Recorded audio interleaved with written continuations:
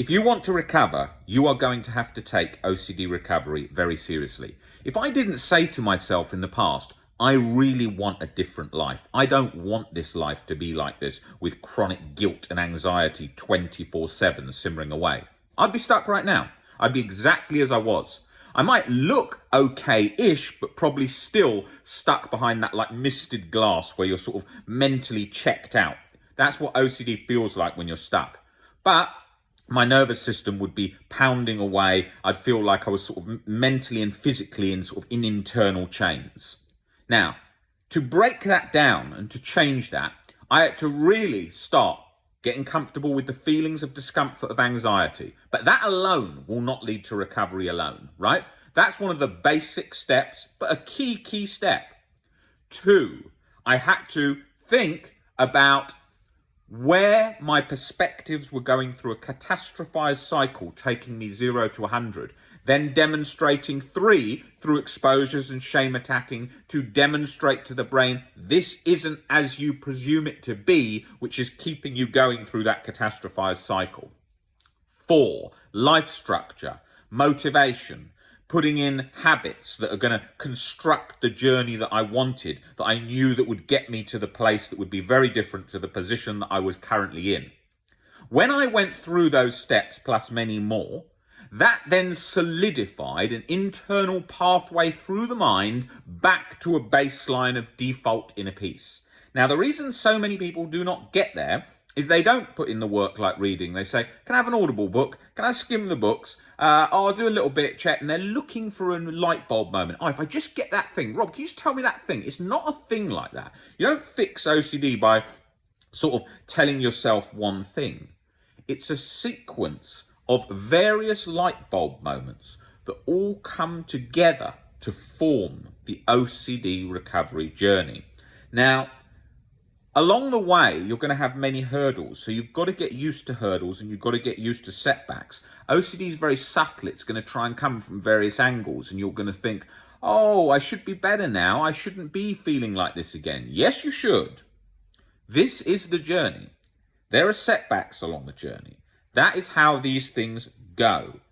If you don't take that attitude, every time you feel down, anxious or stuck again, you'll be terrified of going back to square one, terrified of staying stuck, so you will just constantly keep ruminating over those feared sensations you are currently experiencing. We live in a world of very low frustration tolerance. People want quick sound bites to everything. Just can you give me a quick, someone commented on a post earlier today saying, Rob, can you make the videos a lot shorter? And the video is only 12 minutes, saying, can you make the video a lot shorter?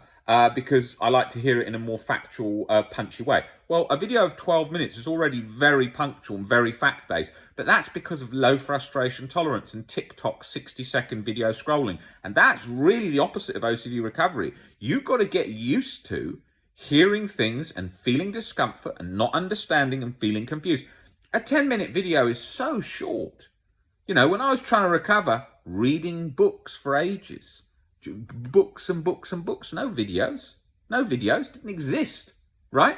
Didn't exist like that. And so you've got to think, how much frustration am I taking? How's my life look? If you're just sitting scrolling TikTok looking for fast dopamine fixes and then just going around lots of comfort stuff, you're going to stay stuck because you need to get used to, 1, not having things exactly how you want them, and 2, not having things easy, because the OCD recovery journey is not easy. And you have got to take that perspective and attitude, because in this world today, people want things very easily and comfy, and they want stuff with just funny stuff without much content. I was speaking to Maha, who makes so many videos for us, and she was saying, look, we get so many views when I do a jokey video. And I was saying, yeah, we've got to do the jokey videos as well, but we've got to do the ones with so much substance and content, because that's what we're about. I don't want us to be like these other OCD channels, which is all just wishy-washy jokes with no substance, because that's what the internet's full of. Social media is full of. We have to have some funny stuff, but we have to be about getting people better and recovering. And that's not always going to be comfy in the things that get 100,000 views. Because if I want to make a 100,000 view video, we'll do a joke of someone falling over with some OCD line. It'll get 100,000 views. How much that change in recovery in general? It's changing it barely much at all. It's getting awareness out there, but it's more or less not bringing any substance. The substance needs how to recover. What are the different fears? Why you've been stuck so long? Why you're not treatment resistant, which people often presume they are. There's no such thing as treatment resistant. Never existed. It only got named as such because the people working with it didn't understand why the person was stuck. So you've got to break down your irrational beliefs that are causing the catastrophized anxiety cycle. And in all cases of OCD, that's there. You've got to get used to feeling discomfort and being more internally willing to experience that and not have it instantly eradicated. All of those steps are going to solidify the recovery journey.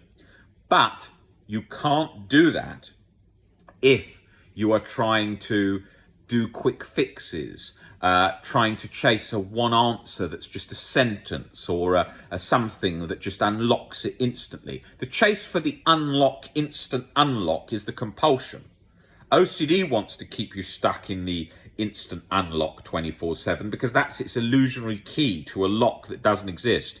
Oh, if only you can find this imaginary key in your mind to release everything, then you'll be fine. No, because there is no imaginary key. It's a series of perspective shifts.